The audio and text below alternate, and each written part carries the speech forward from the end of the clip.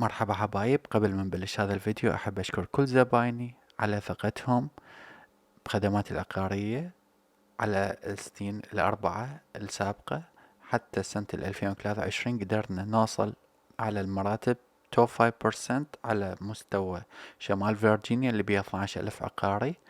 من ناحية المبيعات حصلنا جائزة بلاتينيوم أوورد، وعلى مستوى الشركة مالتي اللي بيها تقريبا فوق 250 ايجنت حصلنا توب 5% من ناحية المبيعات.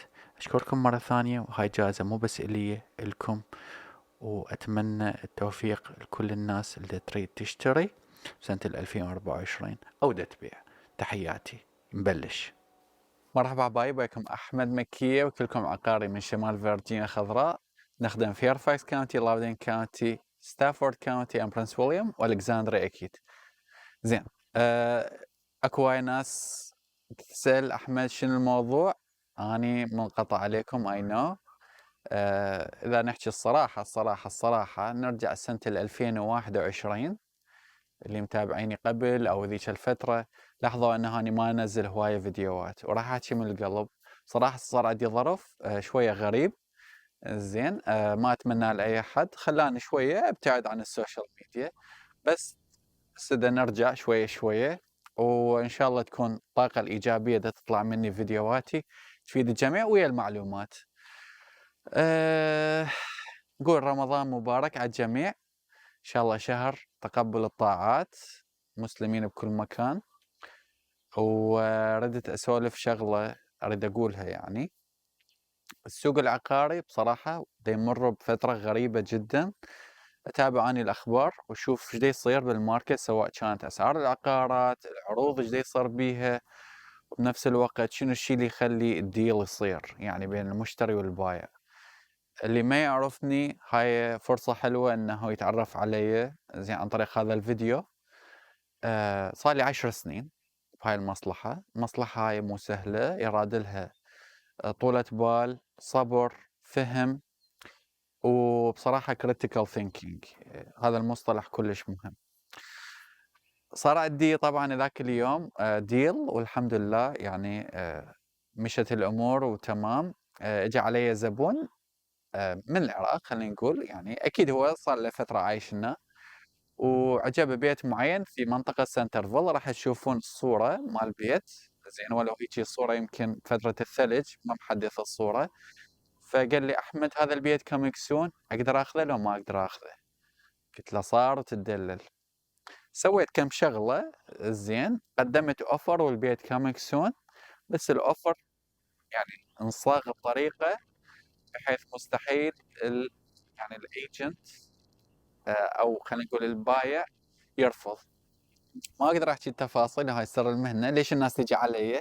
لانه اعرف شلون الامور تنحاك وتنجح بالنهاية مصلحة الزبون واوصل للهدف. طبعا البيت احنا ما شايفيه، ما عندنا اي فكرة شنو وضعيته من جوا، يمكن صورتين بسيطة.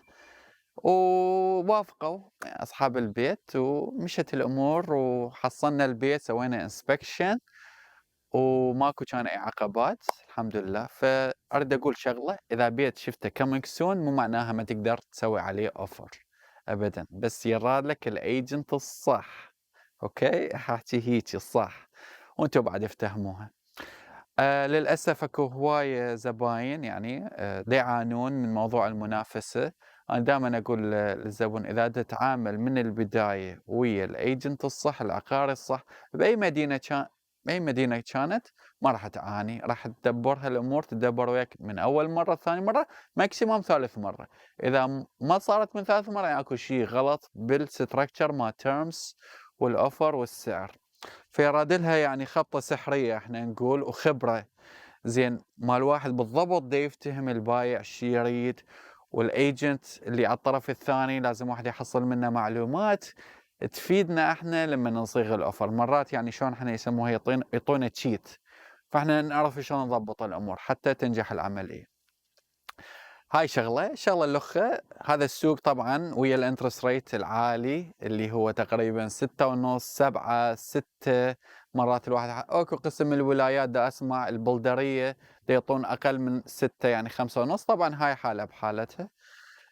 لما الانترست ريت علق زين صار 6.5 7 وأسعار البيوت هم يعني علّقت 30% أكيد الدفعة الشهرية راح تكون أعلى من اللي أنت متوقعه، يعني لمّا الناس تقعد وياي ونقعد نسوي حسبة يابا هذا البيت عجبنا على الصور هيجي، ونشوف إيش قد هيجي رفلي الinterest rate راح يكون قبل ما نحكي وياه بالقروض، راح تطلع بحدود 3.5 4 لأنه مرات الdown payment قليل، لمّا الdown payment قليل أكيد القرض راح يكون قليل، ويا الinterest rate العالي راح تكون دفعة الشهرية، فينصدمون.